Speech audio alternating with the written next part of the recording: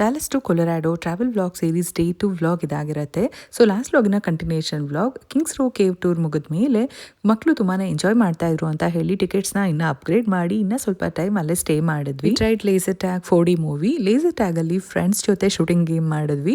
ತುಂಬಾ ಫನ್ ಆಗಿತ್ತು. ಮಕ್ಕಳಂತೂ ಫುಲ್ ಆನ್ ಎನರ್ಜಿ, ತುಂಬಾ ಎಂಜಾಯ್ ಮಾಡಿದ್ರು. ಲೇಸರ್ ಟ್ಯಾಗ್ ಆದಮೇಲೆ 4D ಮೂವಿಗೆ ಹೋದ್ವಿ. ಎಕ್ಸ್ಪೀರಿಯನ್ಸ್ ಅಂತೂ ತುಂಬ ಡಿಫ್ರೆಂಟ್ ಆಗಿತ್ತು. ಸೀಟ್ ಮೂವ್ ಆಗೋದಾಗ್ಬೋದು, water splash, sound effects, full adventure feel. So ಒಂದು ಶೋ ಅಂತ ಹೇಳಿದ್ರು, 2 ಮೂವೀಸ್ ಎಲ್ಲ ತೋರಿಸಿದ್ರು. ಸೊ ಸಿಕ್ಕಾಪಟ್ಟೆ ಎಂಜಾಯ್ ಮಾಡಿದ್ರು ಮಕ್ಕಳಲ್ಲಿ. ನೆಕ್ಸ್ಟ್ ನಾವು ಹೋಗ್ತಾ ಇರೋಂಥದ್ದು ಹಿಸ್ಟಾರಿಕ್ ಫೇರಿ ಕೇವ್ ಟೂರ್ಗೆ.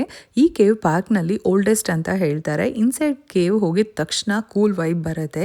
ಗೈಡ್ ಸ್ವಲ್ಪ ಹಿಸ್ಟ್ರಿ ಎಕ್ಸ್ಪ್ಲೈನ್ ಮಾಡ್ತಾ ಇದ್ರು. 1800s ಎಂಡಿಂಗ್ ಟೈಮಲ್ಲಿ ಡಿಸ್ಕವರ್ ಆಗಿರೋ ಅಂಥದ್ದು. ನೀವೆಲ್ಲಾದರೂ ಗುಹೆ ಒಳಗೆ ಬಾಲ್ಕನಿ ನೋಡಿದ್ದೀರಾ? ಸೊ ಇಲ್ಲಿ ನಾವು ನೋಡ್ತಾ ಇರೋಂಥದ್ದು ಇದನ್ನ ಎಕ್ಸ್ಕ್ಲಮೇಷನ್ ಪಾಯಿಂಟ್ ಅಂತ ಕರೀತಾರೆ. ಇಲ್ಲಿಂದ ಗ್ಲೆನ್ವುಡ್ ಕ್ಯಾನಿಯನ್ ವ್ಯೂ ಸೂಪರ್ ಆಗಿರುತ್ತೆ. ಇಲ್ಲಿ ಒಂದು ಸ್ವಿಂಗ್ ಕೂಡ ಇತ್ತು, ಆದರೆ ವಿಂಟರ್ ಆಗಿರೋದ್ರಿಂದ ಕ್ಲೋಸ್ ಮಾಡಿದ್ದಾರೆ. ಇಲ್ಲ ಅಂದಿದ್ರೆ ಈ ಬೆಟ್ಟದ ಮಧ್ಯ ಉಯ್ಯಾಲೆ ಕೂಡ ಆಡ್ಬೋದಾಗಿತ್ತು. ಸೊ ಇನ್ನು ಸ್ನೋ ಮೌಂಟೇನ್ಸ್ ಎಲ್ಲ ನೋಡೋದಕ್ಕೆ ತುಂಬಾನೇ ಚೆನ್ನಾಗಿತ್ತು. ಇವಾಗೆಲ್ಲ ಲೈಟ್ ಇದ್ರೂ ಕೂಡ ಕೇವ್ ಒಳಗೆ ಓಡಾಡೋದಕ್ಕೆ ಭಯ ಆಗುತ್ತೆ. ಅವಾಗೆಲ್ಲ ಕ್ಯಾಂಡಲ್ಸ್ ಮತ್ತೆ ಲ್ಯಾಂಟರ್ನ್ಸ್ ಎಲ್ಲ ಹಾಕೊಂಡು ಎಕ್ಸ್ಪ್ಲೋರ್ ಮಾಡ್ತಾ ಇದ್ರಂತೆ. ಸೊ ಇಲ್ಲಿ ನೋಡ್ತಾ ಇರ್ಬೋದು, ನನಗೆ ಈ ಪರ್ಟಿಕ್ಯುಲರ್ ಪ್ಲೇಸ್ ಬಂದಿದ ತಕ್ಷಣ ಶಿವಲಿಂಗ ಥರ ಕಾಣಿಸ್ತಾ ಇತ್ತು ನನಗೆ. ಸೊ ಈ ಸ್ಟಾಲಗ್ಮೈಟ್ಸ್ ಎಲ್ಲ ಸ್ಲೋ ಮೋಷನ್ ಅಲ್ಲಿ ಗ್ರೋ ಆಗಿರೋ ಹಾಗೆ ಕಾಣುತ್ತೆ. ಲಕ್ಷ ಲಕ್ಷ ವರ್ಷ ತಗೊಳುತ್ತಂತೆ ಗ್ರೋ ಆಗೋದಕ್ಕೆ.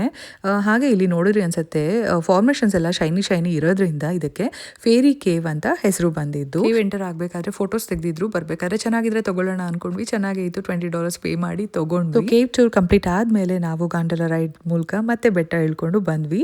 ಹೊಟ್ಟೆ ಹಶ್ವಾಗಿತ್ತು. ಊಟಕ್ಕೆ ಮೆಕ್ಸಿಕನ್ ರೆಸ್ಟೋರೆಂಟ್ಗೆ ಹೋಗಿ ಊಟ ಎಲ್ಲ ಮುಗಿಸ್ಕೊಂಡು ಸ್ಪ್ರಿಂಗ್ಸ್ಗೆ ಹೋಗ್ತಾ ಇದೀವಿ. ಮಕ್ಕಳು ಟ್ರಿಪ್ ಸ್ಟಾರ್ಟ್ ಆದಾಗಿಂದ ಹೇಳ್ತಾ ಇದ್ರು ಹಾಟ್ ಸ್ಪ್ರಿಂಗ್ಸ್ಗೆ ಕರ್ಕೊಂಡು ಹೋಗ್ಬೇಕು ಅಂತ. ಫೈನಲಿ ಹೋಗಿದ್ವಿ. ಬಟ್ ಅಲ್ಲಿ ನೋಡಿದಾಗ it was not natural hot springs. Crowd too much ಇತ್ತು.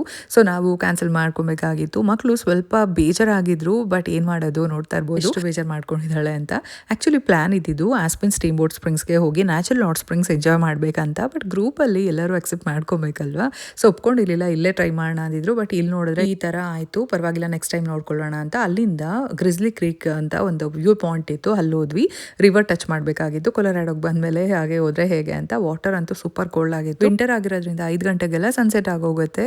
ಸೊ ಅಲ್ಲಿಂದ ಅಂದ್ರೆ ಗ್ಲೆನ್ವುಡ್ ಸ್ಪ್ರಿಂಗ್ಸ್ ಇಂದ ರಾಕಿ ಮೌಂಟೇನ್ಸ್ಗೆ ಸ್ಟಾರ್ಟ್ ಆದ್ವಿ. ನೋಡ್ತಾ ಇರ್ಬೋದು ಸ್ನೋಫಾಲ್ ಆಗ್ತಾ ಇತ್ತು. ಅದರಲ್ಲೂ ಈ ವಿಂಟರ್ ಕ್ರಿಸ್ಮಸ್ ಲೈಟ್ಸ್ ಜೊತೆಗೆ ಈ ಸ್ನೋಫಾಲ್ ಬಿಸಿ ಬಿಸಿ ಕಾಫಿ ಕುಡಿದ್ಬಿಟ್ಟು ಹಂಗೆ ಕಂಟಿನ್ಯೂ ಆಗ್ತಾ ಇದೀವಿ. ನೋಡ್ತಾ ಇರ್ಬೋದು ಎಷ್ಟು ಚೆನ್ನಾಗಿತ್ತು ಅಂತ. Honestly that drive was the best part ಅಂತ ಹೇಳ್ಬೋದು. ಫ್ರೆಂಡ್ಸ್ ಜೊತೆ full chit chat, jokes, non stop ನಕ್ಕಿದೀವಿ. ಸೂಪರ್ ಮೆಮೊರೀಸ್ ಕ್ರಿಯೇಟ್ ಆಯ್ತು ಅಂತ ಹೇಳ್ಬೋದು. ಸೊ ಇದು ನಮ್ಮ ಟುಡೇಸ್ ಕ್ವಿಕ್ ಕಂಟಿನ್ಯೂಷನ್ ವ್ಲಾಗ್ ಆಗಿತ್ತು. Hope you enjoyed. Next vlog ನಲ್ಲಿ ರಾಕಿ ಮೌಂಟೇನ್ಸ್ ತೋರಿಸ್ತೀನಿ. Thank you for watching. Bye.